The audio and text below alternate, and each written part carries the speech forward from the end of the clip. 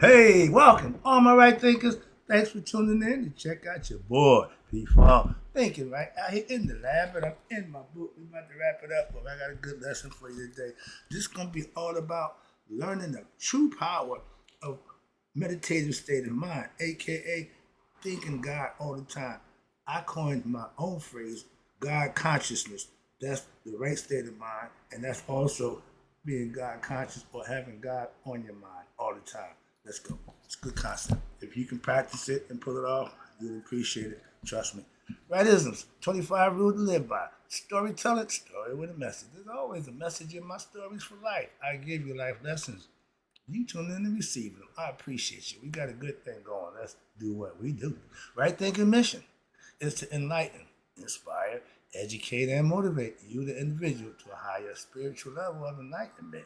Right thinking's way of life through a mental and spiritual discipline practice daily will help and guide you to obtain your goal of reaching spiritual enlightenment, aka know thyself or self-mastery. My mission is to get all right thinkers know thyself. If you're a right thinker, your goal is to know thyself. See where we're going with this? Let's get that together. So I asked the question, do you know you? You win when I'm through. That's what I do for you. It's rhetorical, but if you don't have the answer for yourself, tune in. I got you. A person who knows not, that knows not, that they know not is foolish. Disregard them. Don't be them. A person who knows not and knows that they know not is simple, but you can teach them. That's why I do what I do for you. Appreciate you too. Stay tuned. I got more for you. A person who knows not and believe and think that they know is dangerous, avoid them. I do. A person who knows and knows not that they know is spiritually asleep. I can awaken them. I'm your spiritual alarm clock here to wake you up with knowledge of self. That's what I do for you. A person who knows and knows that they know is wise. Follow them. All these persons reside in you, right? Thinkers, know thyself and to my yacht be true. All right, you know the deal. We're going to learn the true power of being God conscious. My phrase is God conscious, but this is about learning the true power of practicing and staying in what I call the meditative state of mind. Let's talk about it. At the last lesson, if you're paying attention, you're rolling on with me, the last lesson, as the Gnostics, the Egyptian, and the Asian, all texts we talked about above, all explain the concept. This form of religious discipline is essential for you to develop a higher spiritual consciousness. It takes study, it takes practice, and then you will progress on the path of what we call spirituality. And this cannot occur without your wholehearted attention and 100% effort towards the divine, aka God. Everything is devoted or portioned to God. My pastor exhibits that every day. So I get the concept why he got that part, religious philosophy. Practice it what, daily? And this is because your mind holds the key to bondage or liberation. You can either enslave yourself with the ignorance or free yourself with enlightenment, with knowledge of self. I'm here to help you free yourself. Okay, you can be bond yourself by yourself. I'm not involved in that. But liberation is freeing yourself, freeing the soul. But if the mind is in the wrong state of bondage, aka ignorance, it is because it is constantly being bombarded with mental impressions, which intensifies the erroneous information about the world through ignorance, through the ego mind. That's not the best place to be. Why? You can't grow, you won't prosper, you will just self-destruct, doing cycle over and over, doing bad things, stupid things, wrong things, fettering yourself. But the way to counter this concept, the way to defeat ignorance is to counteract this negative process of egoism is to reverse the flow of the intention from error to error or ignorance and distractions and turn that into what? Light, knowledge of wisdom. You start studying, you start reflecting, you start meditating, and you start changing for the better. Why? The ego is starting to give way. You're starting to crack the ego. Why? It's no longer controlling you and leading you the wrong way. think right, you're going to go the right way. Spiritual concepts, wisdom, Maya philosophy. But the most popular forms of mental distraction, what really does the problem for most people in today modern times, are the pursuits of egoistic fulfillments, desires of the flesh, pleasures, and this modern entertainment. Everybody wants to shake their thing, run around, shake their butt, twerk, and everybody want to jump around half naked. And that television and social media. Those are the two things that got us so messed up. We can't see the forest for the trees, so to speak. And some of us like that. We trying to get away from that, and y'all dragging us right back in. Ignorance. We can't function ignorant as a people. Sorry. Nobody wants to be God conscious. Nobody wants to put God first. Why? That's because you all devils. You want material stuff. You can't see God. You can experience God. But a lot of people, they would rather go for the what? The material stuff. That's what makes you devil. You ain't aspire to get to God. You ain't trying to live right. I do what I do because I'm blessed. I know that only comes from God. So yeah, he got all my attention. Your choice. Another important idea is given here is that it is not exclusively necessary for you to remove yourself from society. 10 years, I could have went to an ashram, I could have went to a whack, or I could have went to a temple. I ain't go nowhere. I stayed right here and did what I need to do around everything that's here. I made my way. So you had to leave from society and go to seclude yourself from the world and the privacy of a temple, the walls, in order to practice this form of intense spiritual discipline. I call it just that. My spiritual discipline, my God consciousness keeps me accountable, holds me what? To do the right thing. Win all the time. That's God consciousness. I don't pick and choose. In my philosophy, it's being played out right here. This is what they're saying. And since our state of consciousness is not on God but ourselves, that's the ego, is created by our own experiences, our perceptions, and it's a learned behavior. You have to become knowledgeable. You have to study to learn. It don't just pop up in your head. And you have to become what? Reasons. Behavior and reasons. Logic and reason. Purpose for doing an action. If I've done something, when my son did something when he was young, I asked him why you do it. He told me, I said, okay, well, it was wrong. I'm still whooping your ass, but now you know better. That's life lessons. You learn them as you go. Some of them you might want to learn from somebody else. You might want to experience those things, okay? So now it's possible for you to relearn what? New forms, something that's new to you. Enlightenment meaning you didn't know this. I'm giving you something you didn't already have.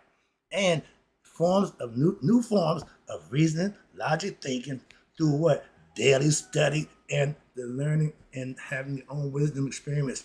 The teachings and through daily practice of them again in your life. They tell you the teachings have to be practiced in your daily life. These new forms of logic and reasoning can show you how to deal with all your life situations. That's the purpose of self-mastery. You can't change the situations you in your life, but you can handle you in all situations of your life. That's what self-mastery gives you the ability to do. In the light of spiritual values, remember, spirit is God. Spirit is invisible. So spirit is hidden. You can't see it, but you can experience it. You can exhibit it.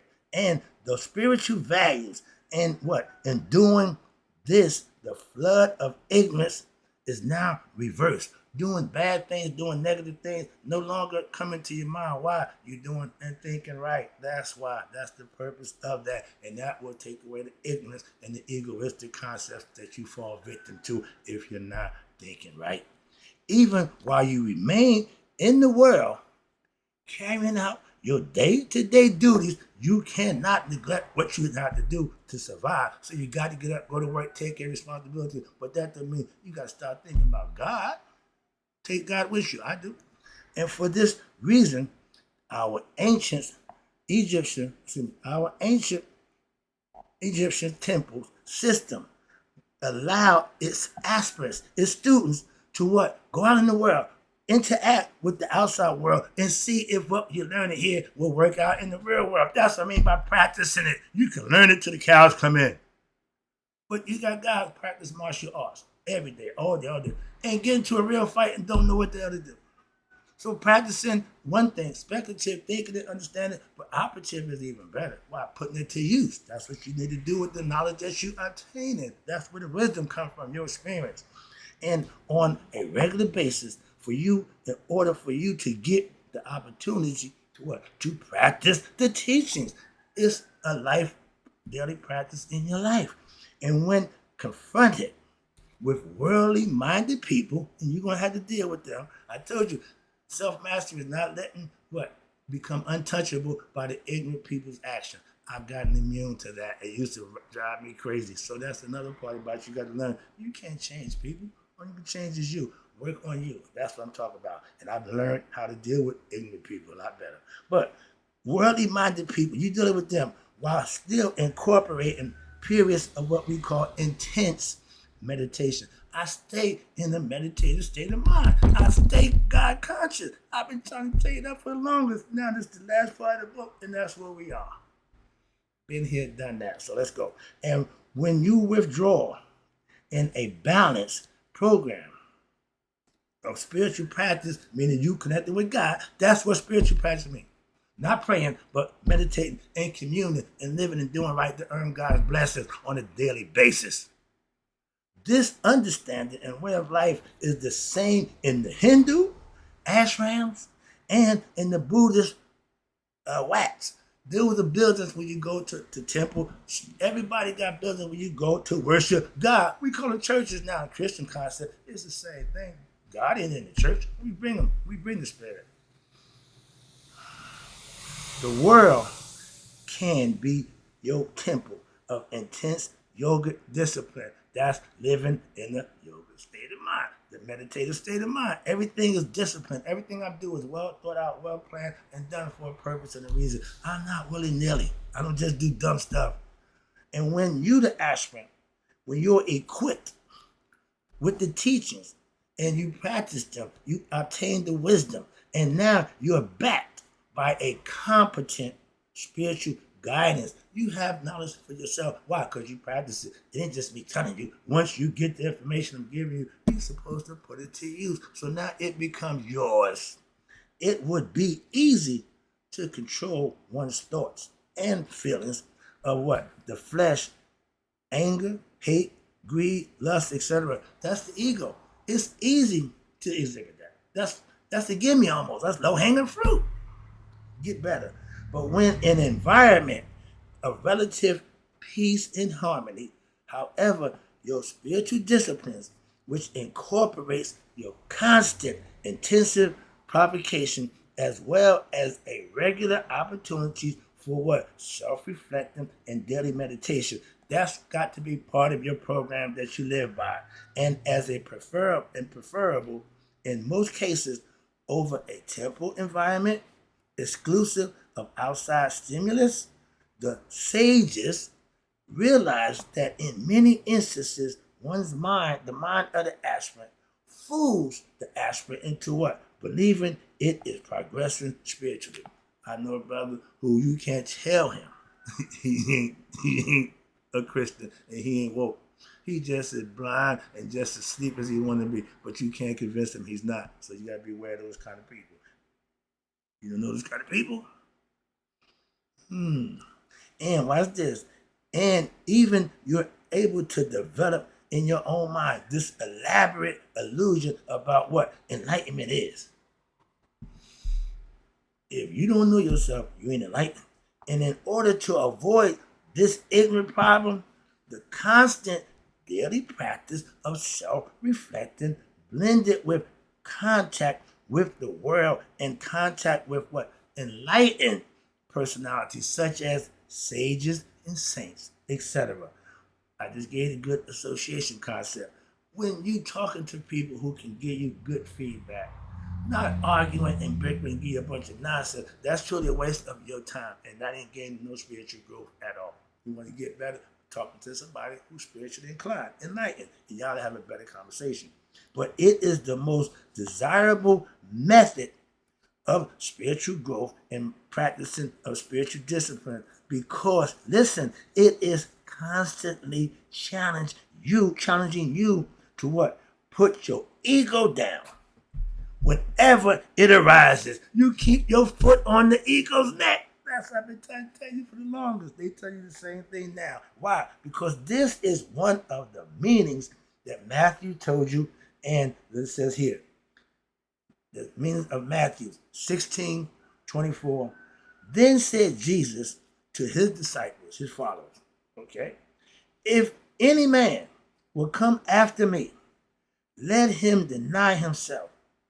That means the physical part. You can't do what I do physically. It's got to be spiritually. And take up his cross and follow me. Yeah, he know the way. I know the way too. Come on, I know what I'm talking about. I know where I'm going. I've been there. I'm trying to get you there. Sorry. But Jesus, oh, you Jesus now. No, philosophically, I'm just trying to show you, point out the same thing. I'm a teacher. Jesus was a teacher. So, yeah, Jesus is he was challenging his disciples to follow the path of the Christian teaching. That's the Bible. I ain't got a problem with that. My best friend is the Bible thumper.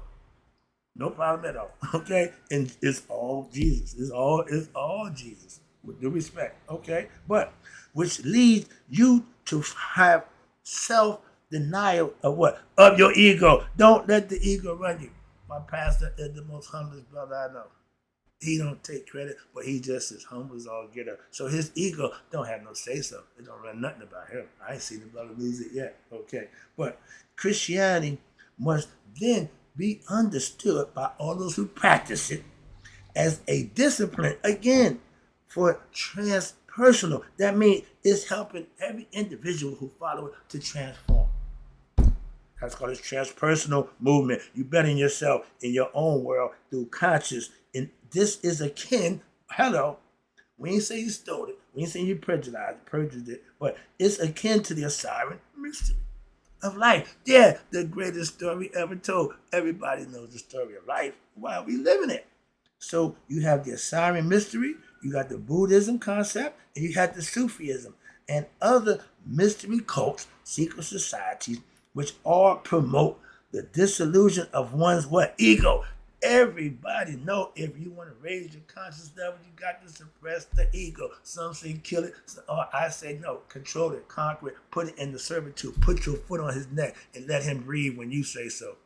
Like my girl, the one that told Fred, like my dog, when I pull a chain, you do what I tell you to do. That's what you got to have the ego on that chain. When you put it, you yank it, that's when he moves. Other than that, you sit here.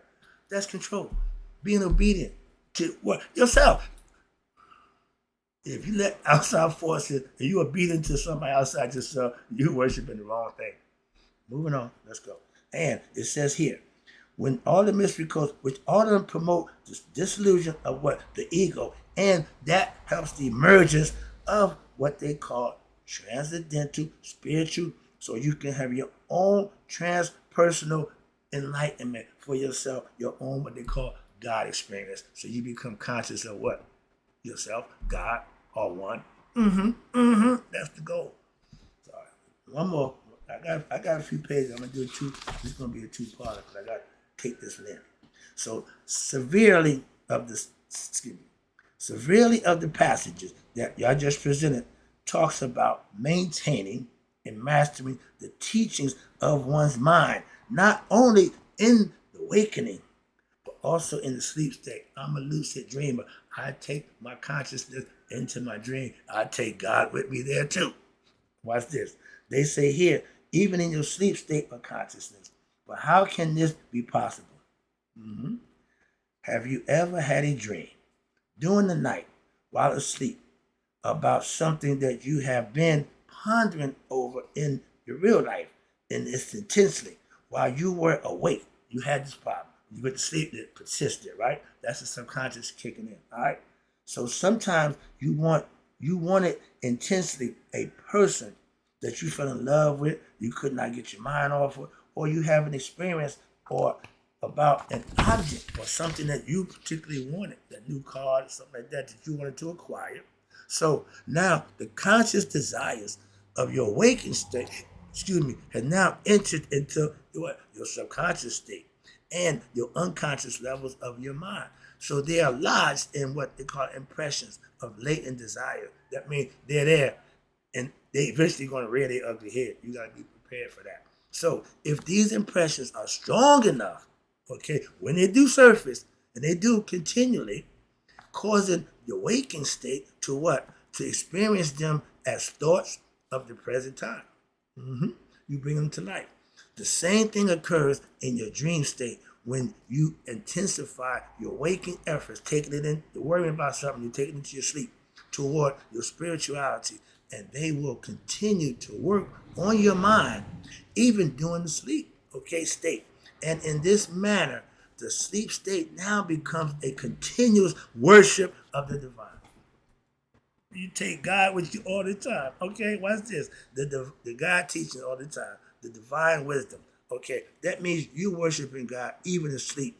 Teachings of the wisdom, knowledge that you acquire. You take it to sleep with you. You take it to your subconscious mind. It's starting to get embedded in you. That's what they're telling you. And this only occurs due to the force of habit created through the practice while in the awakened state, daily meditation, freeing the mind. So just as you practice how to detach from the people and objects of the world in your awakened state, the mind learns now to practice its spiritual disciplines. What? Automatically. Ego, negative thoughts, I don't even have them no more. Why? I got them so far out the way, they don't even come to mind. That's why. And in the unconscious state, therefore, for a devoted aspirant, if you are devoted, 100% invested, even a devoted aspirant, the sleep state of consciousness is never wasted. In order to be successful, daily spiritual practices need to be continuous, not haphazardly, not every now and then. It should be a continuous cycle. Why? Because this point is explained in the following verse from the Vaishashta Yoga philosophy. It says this: just as water sustains its liquidity, when you heat it up, it vaporizes and turns to steam. You freeze it, it turns to ice. So it's in the winds, water never loses states of electricity. No matter what form it changes, it's still liquid. Wind is characterized by what? The movement. And the sky is inseparable from what? Spaciousness. In all the same way, the Atman in India, the Brahman, the Atman, that's what they call God, or the self, the high self, the supreme self, is inseparable from his creation. This is why any religion that say God is separate from God, I don't subscribe to. That's all. I ain't saying it's right. No, I'm just not subscribing to it. That's all. Moving on. A lot of that going on.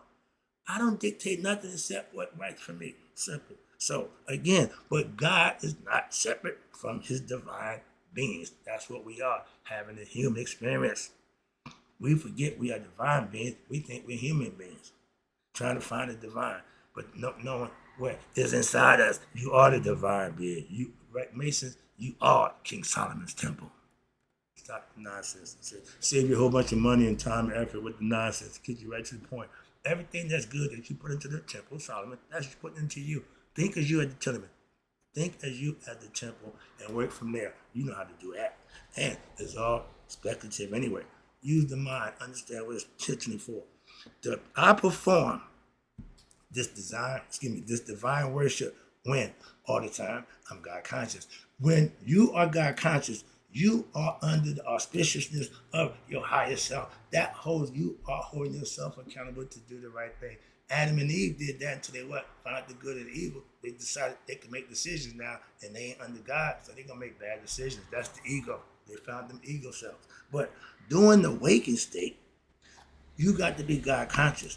And I offer him his flowers of all day to day. I praise him, I worship him, I give thanks, I live in gratitude, I live in thankfulness. I talk to God on a regular basis, daily, all day. It don't stop. Me and God conversation never stop. Okay, I got 16 years working with this guy, and I ain't looking to stop it no time soon. Okay, but even during my sleep, I worship the higher self Through what? My thought process, my right thinking. That's the functions of my unconscious mind where I plant God and he's there all the time. On 3 levels, conscious, unconscious, and subconscious. When you got God consciousness, you thrice great. They call Hermes Trismegistus, thrice on 3 levels. That's you being conscious, unconscious, and subconsciously conscious of yourself, aka God. I'm wrapping up right now. I got some more for you, but hope you got the lesson. Being conscious of God all the time ain't a bad thing. Just some people take it to the next level when they got to walk around hooping and hollering. I'm not a fan. I'm not a cheerleader for God. Okay, I'm a servant of God. I act, do, and be where I need to be to show you you can be that way too if you follow the concept that I'm giving you. Hope you enjoy the lesson. Right thinkers, may you all get 100. Me, 100 minus a day. So I've never known my right thinkers who now understand they learned the true power of meditative state of mind and passed away. That means I got God on my mind all the time. Do you?